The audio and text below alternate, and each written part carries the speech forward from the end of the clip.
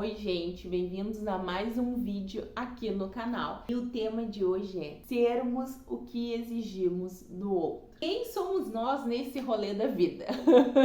Esse é um tema assim que eu estou aplicando na minha vida. Como eu falo, eu trago conteúdos, trago aprendizados, trago técnicas, hacks aqui para vocês, coisas que eu aplico na minha vida. Então, eu tenho propriedade para poder falar se dá certo, se não dá, se é difícil, se não é. Esse eu posso dizer que é difícil. Ele é bem difícil. Por quê? Porque é muito fácil eu exigir da outra pessoa e continuar aqui no meu canto quietinha esperando que a outra pessoa mude. Todas as vezes, quando a gente quer que o outro mude, nós temos que sair dessa posição aqui e se mover.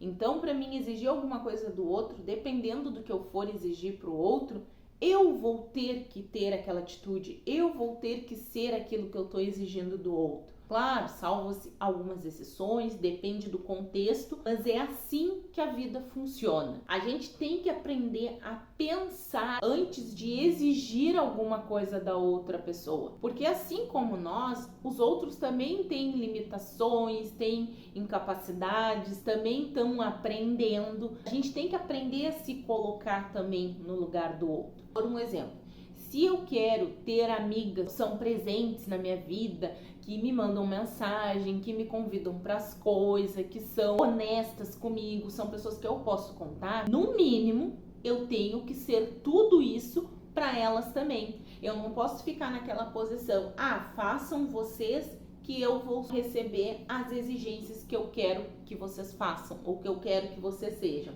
Não é assim que a vida funciona. Não é assim que o mundo funciona. Embora a gente sabe que muita gente não faz isso. Mas eu não tô aqui para mudar o mundo. Tomara eu conseguir mudar o meu mundo e passar o meu conhecimento para outras pessoas e que ajude de alguma maneira. Então eu começo exigindo de mim. Não adianta eu querer recolher o lixo que está espalhado na vizinhança se eu não recolho nem o lixo de dentro da minha casa. Não adianta eu querer uma rua bonita se eu não lavo a louça da minha casa, se eu não organizo a minha casa, se eu não arrumo a minha cama. Então, primeiro a gente faz, depois a gente exige do outro, depois a gente expande. Outra coisa também que nós temos que aprender quando a gente tem que ser aquilo que a gente exige do outro. Nós não vamos agradar todo mundo. Eu custei para entender isso. Eu não vou agradar todo mundo. Eu já tô bem satisfeita se eu agradar as pessoas que são da minha vida, as pessoas que eu quero que convivem comigo, que eu quero que façam parte da minha vida. É essas pessoas que eu tenho que me preocupar em agradar. Eu não vou agradar todo mundo. É como aquela frase que todo mundo fala, se nem Jesus agradou todo mundo. Pois é, nem Jesus agradou todo mundo, que dirá eu, uma réis mortal aqui, Elisa, ainda engatinhando aí nesse rolê da vida para aprender a crescer e a amadurecer. A gente tira um peso das costas quando a gente aprende que a gente não vai agradar todo mundo. A opinião do fulano é do fulano, eu não dou abertura as pessoas chegarem até mim e opinarem sobre algumas coisas. Eu tenho a minha visão de mundo, as experiências que eu vivi, é a minha vida, eu tenho entendimento daquilo que eu tô fazendo, o porquê que eu tô fazendo. Ainda mais se é pessoas que eu não pedi opinião e que não é alguém que eu procuraria para contribuir com alguma coisa que eu quero, que alguma atitude que eu vá ter, alguma coisa que eu vá fazer. Além disso, a gente aprender a identificar as pessoas que elas não devem estar presentes na nossa vida. Isa, como eu vou identificar as pessoas que não devem estar presentes na minha vida? São aquelas pessoas que não estão alinhadas aos meus objetivos. Estou falando de mim. Pessoas que não estão alinhadas aos objetivos que eu quero, que não são pessoas que eu quero ter relação, eu tenho que ter um olhar diferente, eu tenho que ter um olhar atento para identificar.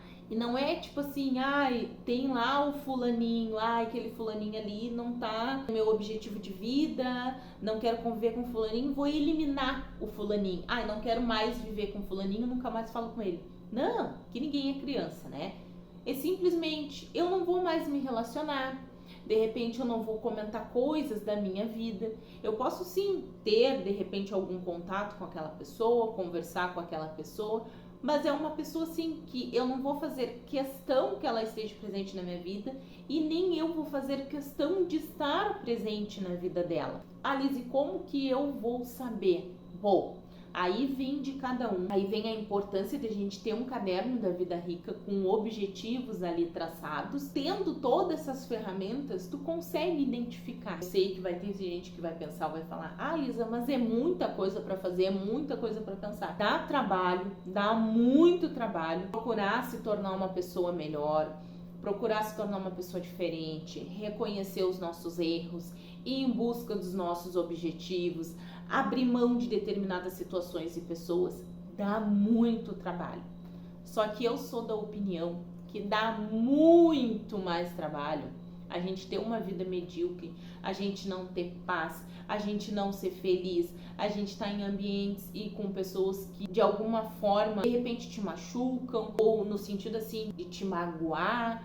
Às vezes a gente força também situações que não são compatíveis com a gente, com as energias da gente e aquilo que a gente quer. Então, quando a gente tem esse olhar atento, uma escuta ativa, um objetivo ali anotado, traçado, e a gente ir em busca daqueles objetivos, na realidade a gente nem fica com foco do que dá trabalho. Vou ser bem sincera, porque muitas coisas que eu faço, né, para ir em busca do que eu quero, para me tornar uma pessoa melhor, para me sentir bem, dá prazer. Vou dizer para vocês que a grande maioria das vezes dá prazer. Eu digo que dá trabalho porque, imagina, eu venho há muitas décadas com um tipo de pensamento, um tipo de comportamento. E aí, aos poucos, eu tive que mudar. E como eu digo, no meu caso foi na dor mesmo, né? Tem gente que muda na dor, tem gente que muda no amor. No meu caso foi na dor. Na grande maioria das vezes das pessoas é na dor. E mudar dá trabalho, mas depois que tu muda, algumas atitudes já são automáticas. Já nem pensa, tu só faz, tu age. É que nem ir pra academia e ficar malhando lá. No início é dolorido, é chato. Depois tu começa a pegar o gosto, depois tu vê as transformações que o teu corpo começa a fazer. E aí tu vai gostando, tu vai pegando, não, eu quero ir, aí tu já fica mais animado. Vai ter dias que vai dar uma desanimadinha, mas no outro já vai estar mais animada. E depois de tu malhar, tu vai ter um músculo, vai estar mais resistente, tu vai estar com mais fôlego. E aí algumas coisas que de repente tu tinha dificuldade de fazer ali no dia a dia e em função de ser uma pessoa sedentária, quando tu começa depois de um tempo a praticar exercício, tu já vai fazer aquilo com mais naturalidade, tu não vai cansar, aquilo não vai ser um peso. É mais ou menos essa analogia que eu quero fazer para vocês. O mudar dá trabalho, dá muito trabalho, mas depois que tu muda, vai no automático. A gente ser o que a gente exige no outro, dá trabalho sim. Mas depois que tu começa a fazer isso, é prazeroso, é muito prazeroso. Tem uma pessoa bem próxima a mim, da minha família, que eu não era de ligar, eu não era de procurar. Toda vez que eu via a pessoa eu brigava, eu era ríspida. E eu tive que mudar. Por quê? Porque eu queria que aquela pessoa ela permanecesse na minha vida. Eu queria ter uma relação diferente com essa pessoa. Então, eu tive que mudar as minhas atitudes com relação àquela pessoa. E, consequentemente, aquela pessoa também mudou comigo, né? Ela ficou mais próxima, ela ficou até assim, nós conversamos assuntos que antes a gente não conseguia conversar. Então, teve essa troca, eu ganhei muito. Nesse relacionamento com essa pessoa específica, eu ganhei muito em termos de aprendizado, de entender a atitude da outra pessoa também, eu ganhei muito.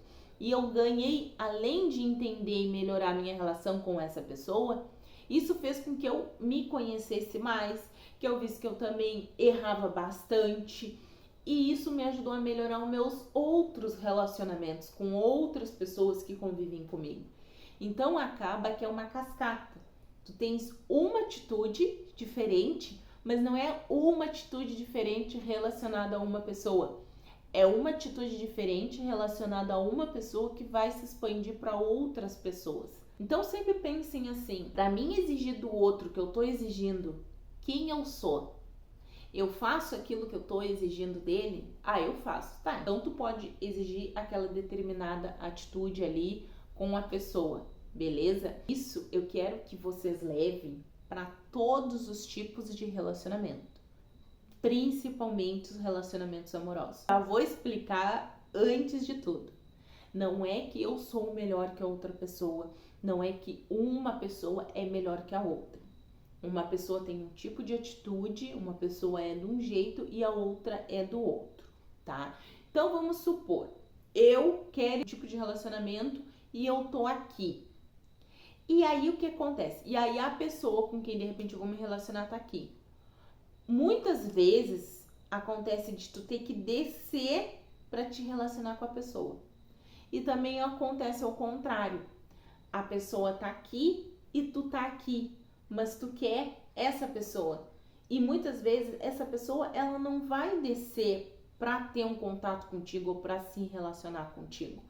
Como essa pessoa tá aqui e tu tá aqui, o que tu vai ter que fazer? No meu caso, eu vou ter que melhorar, eu vou ter que me transformar para mim ir subindo, subindo, subindo e ficar, como se diz, na mesma frequência daquela pessoa da qual eu quero na minha vida. Então, o que acontece? Eu subindo, eu vou me transformar e eu não vou ver a pessoa de baixo para cima, eu vou ver a pessoa de igual para igual. E isso é em todos os tipos de relacionamento. Claro, a gente tem que ter um filtro muito grande, porque a gente está falando de relacionamento, né? Seja com primo, seja com amigo, seja no lado profissional, seja com pai, mãe, marido, esposa, filho, enfim. Mas é todos os tipos de relacionamento. Tá? Por exemplo, aqui o meu caso, tá? Vamos supor, eu sou mãe. Vamos supor que não seja lá aquela mãe maravilhosa. E aí eu quero exigir do meu filho ou da minha filha que ele seja um exemplo de mãe, um exemplo de pai.